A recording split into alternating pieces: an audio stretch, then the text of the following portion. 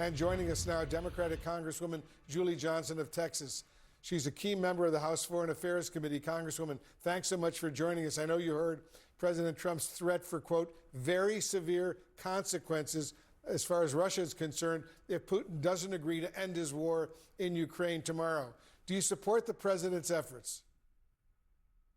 Well, we all support peace, right? Everybody wants to have a lasting peace in Ukraine and in Europe and for everyone. But the problem with what we're seeing right now is not everyone is at the table. Obviously, Zelensky needs to be at the table. Obviously, he's invoking the British Prime Minister in Europe. They need to be at the table. So the fact that this is just a Putin-Trump meeting, I think, is just a little premature and doesn't have everyone there that needs to be there for a lasting peace to be achieved. If Presidents Trump and Putin cannot make any sort of real progress tomorrow, what more can the U.S. do to punish Russia for this war, which the Russians started? Well, I think there's a lot that we can do. Sanctions is clearly something, sanctioning other countries that do business with Russia.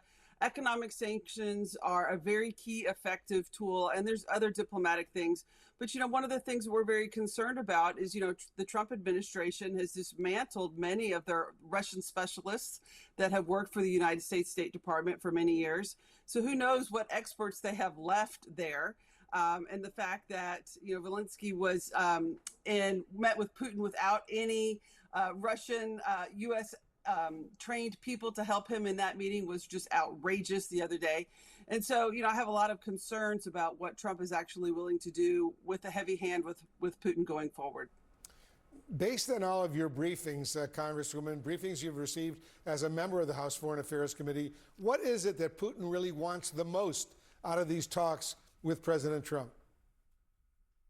Well, he's gotten it a lot. The fact that he is being received by a United States president on American soil, just that alone is a huge win for Putin. And he's going to take that back as a big victory.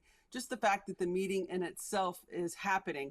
And, there's always been this strange relationship between Trump and Putin going forward. That's something that has mystified many U.S. security experts. What is it about their relationship? Why Trump seems to be so beholden to Putin? And I think just the fact that they have this meeting, who knows with Trump, right? He's very, very unpredictable, and his ego drives more than the policy. And so I'm very concerned about what can happen, given the fact that not all of the key players are at the table. All right, Congresswoman Julie Johnson of Texas, thanks so much for joining us.